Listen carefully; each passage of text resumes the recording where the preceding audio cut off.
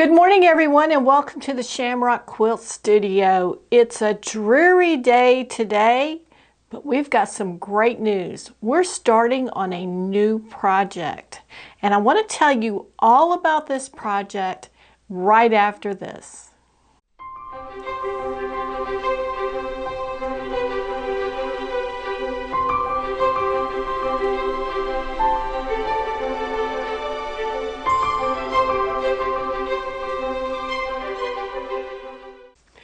So in the fall, I was out shopping at a quilt store, which is something I rarely do because I don't have any quilt stores very close to me.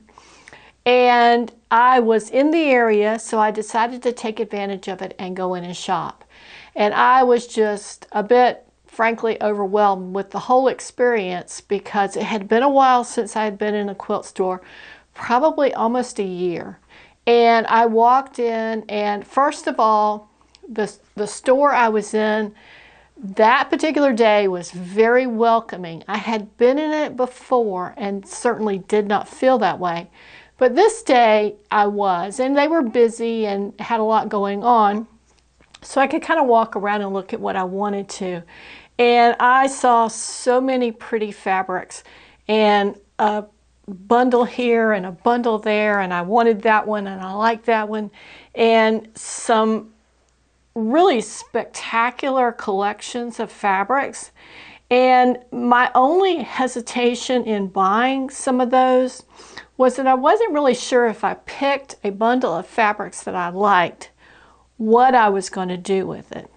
So I kind of changed gears a bit and started looking at the patterns. And there were a couple of them that I bought that day. And one of them we're going to start on. And it is a smaller project.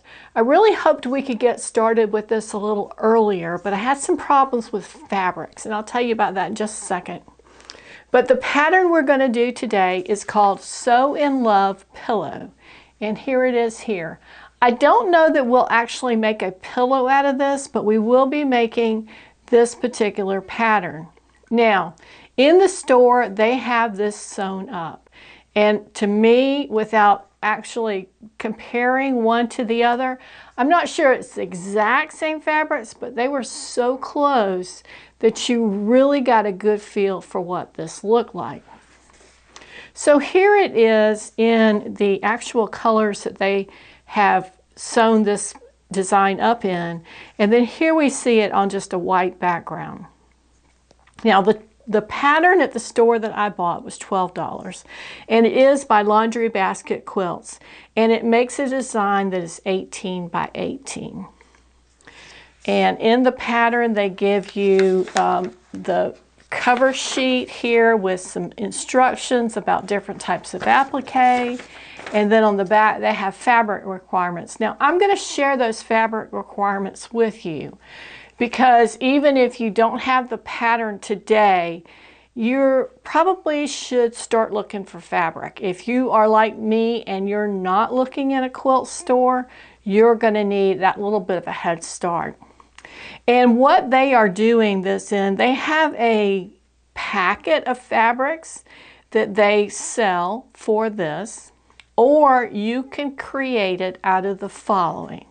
And you need 2/3 of a yard of a light fabric for the background. You need 2/3 of a yard light fabric for the backing and the pillow back. And you need 1/3 of a yard of dark fabric for the binding. Then for the applique, it says you need 4 fat 1/8 of red fabric. And in the design on the front, they've used different patterns. And I would say those are red and pink. Now they're calling a fat 1/8 9 inches by 22 inches. Okay, so that's that. And then also they give you the printed pattern pieces that you would either cut out of this or you'd make a copy to make your cuts out of, however you saw fit. Now, of course, since this is a purchased pattern, we're not going to be sharing the actual pattern designs or the sizes too much unless it's something that's like super common. but we will be showing you the technique that we're using to put it together. I love the pattern. I love the way it looked in the store. To me, it wasn't a bright, over-the-top kind of Valentine's Day pattern like you would see some Valentine's Day projects. It was more muted and antique looking. So when I went looking for fabric later, because I bought these patterns, I didn't buy fabric in the fabric store, and I could really just smack myself for that.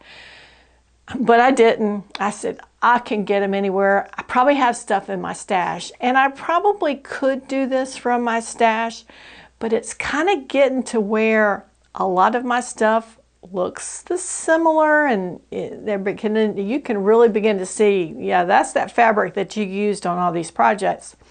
And I did like that kind of dusty rose look of the one that was made up in the store and the one that's shown on the pattern cover. So I've been shopping for fabric for almost a month now, trying to find something that was suitable for this pattern. And I went in first looking for pinks and reds and how could I coordinate them. And as you know, usually Hobby Lobby is my primary source of fabrics because of my location. And I just wasn't finding anything. And about, I would say 2 weeks ago, I finally found some dusty colors that I liked. But I need those 4 reds, remember, that they're calling for, and they just didn't have it. They'd have 2 one week and they'd have 3 the next time I went in there. Finally yesterday, I got in there and found what I needed. So let's talk about the fabrics that I did end up purchasing, and I still have a little quandary on one of them. So here we go. First of all, for the background, I chose a cream color background, and it has a little tan design on it. Very small, very subtle, and actually the design is 2 tones of that color. So it really translates as a solid, although it has that delicate hint of color. And you can see it's very similar to the one they use in their sample. Okay, for the reds, trying to find patterns in reds that are the same color but different patterns and different hues and different volumes of fabric in a store like Hobby Lobby is extremely difficult. They tend to have more of what I call splash fabric, something with a lot of design, a lot of color in it, which is great until you start trying to coordinate things with it. And that's where it begins to get a little murky. So let me show you my other selections. First of all, the 3 that were absolute winners for me. I have this beautiful rose, dark rose with a little light rose irregular dot in it.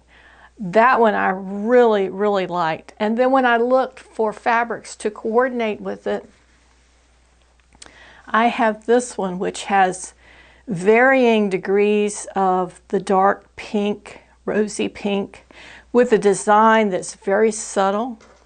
And then I have this fabric, which is much lighter, has a cream, or could even be a white dot. I'm not really sure, but it's very subtle, a little different texture, a little bit different feeling to the fabrics. Now, I need 4 fabrics, or at least that's what they're telling me. So I need something to go with it. And here's where I ran into problems. There wasn't another pattern, and it was very difficult to get something in the same color family beyond these 3. It seems to be about where their coordination of colors, that's about how far it goes. So at this point I have to go to a solid to find something, and I had 2 choices. I can either go with something more on the pink line, And let me pull this down so you can see it just a little bit better. And you can see that this is probably more of the Valentine's-y shade, and it's a pink. It doesn't really match the other colors as far as the hue because it doesn't have that rosy, that dusty quality to it. It's more of a bright pink. It's not like a Barbie pink or a baby pink, but it is a pink. Then I have something that I would consider more of a rusty color, and that's this one. Now, I like this one with it. I think it gives a lot of punch to it, a lot of depth to it. I'm just concerned that it's a little bit dark.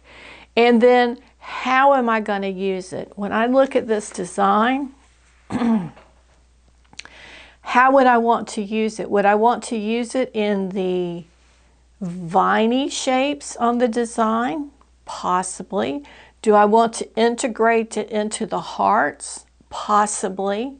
So I think that the way I'm going to proceed with this is go ahead and start cutting out some of those shapes. Now, I got a yard of the background fabric, which is way more than I need. So I will have extra. I bought a half a yard of this darker fabric with the intention of being able to use it for the binding. And then a third of the yard of the other 4. So I have a third, a third, a third, a third. So I've got plenty of fabric. That is not going to be an object in question. And it is possible that depending on how this works, we could, instead of sewing a pillow, we could put borders on this and make it even larger. So I'm not going to limit myself to a pillow at this point. We're just going to start making and then decide what we want to do with it. So what will be the first steps in this? The first step is going to be to pre-wash everything, because we're going to be doing applique, and with any kind of quilting, my philosophy is always wash everything or wash nothing. And if we do decide to go with a pillow, that's something that's going to be need to be washed from time to time. So it's better to go ahead and wash it now. So today I'll wash these fabrics and get them pressed and ready to cut. And then we're going to start working on design. And I think what I'm going to do is I'm going to stick this on my printer, or maybe even the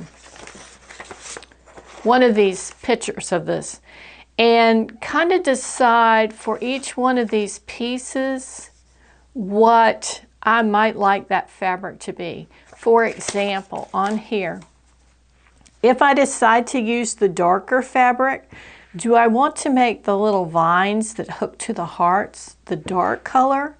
And then do I want the hearts associated with that to also be the dark color?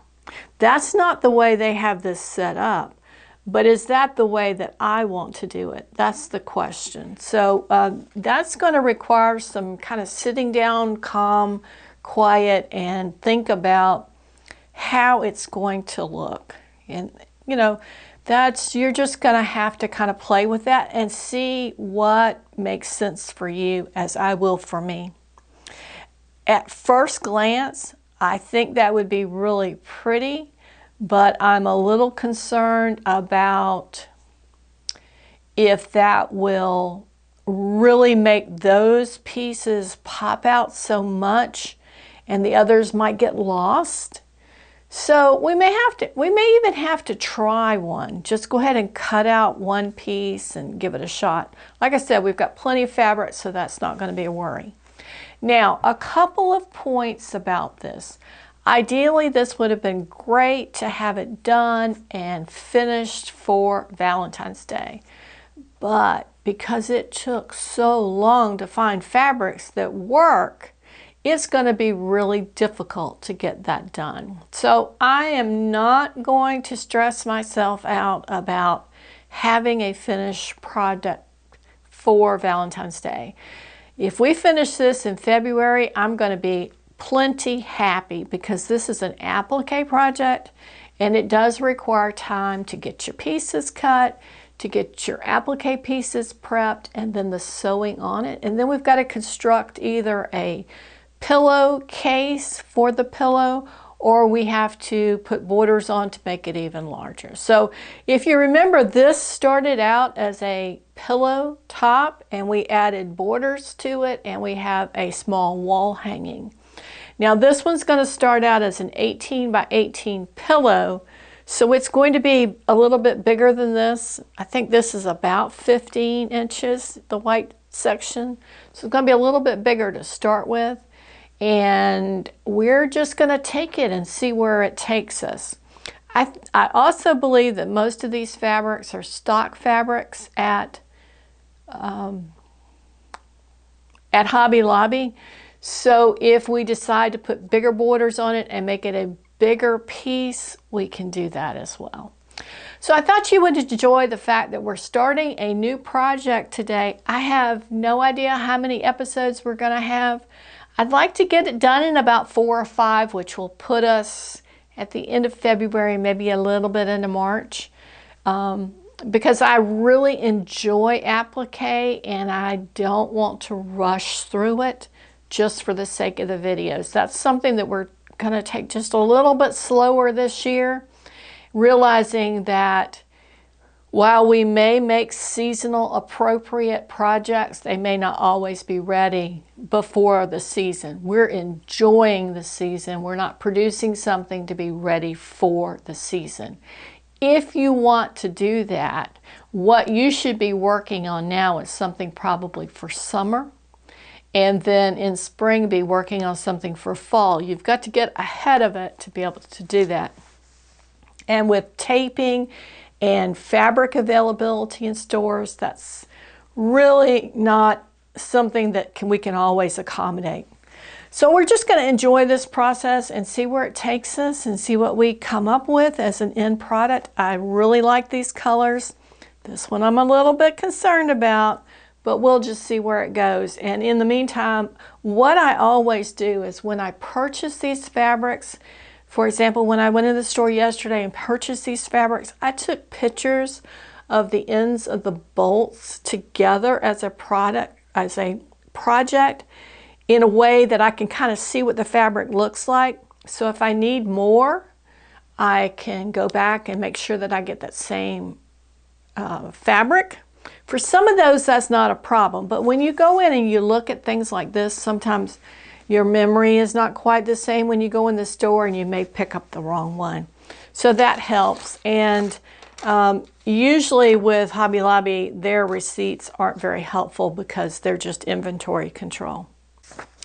I think that's all. If you have any questions about this particular project that you want to address right away, leave a comment with this video and I will be sure to leave the information on this pattern in the description so that if you want to start on this project as well and you can't find it locally, you could probably order it from their website. See if it was, yes, it's on here, www.laundrybasketquilts.com. So that's also probably an option if you want to purchase it there.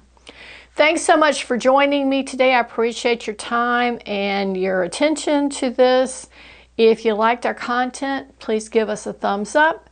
Be sure to subscribe to the channel and we'll see you next week at the Shamrock Quilt Studio. Bye.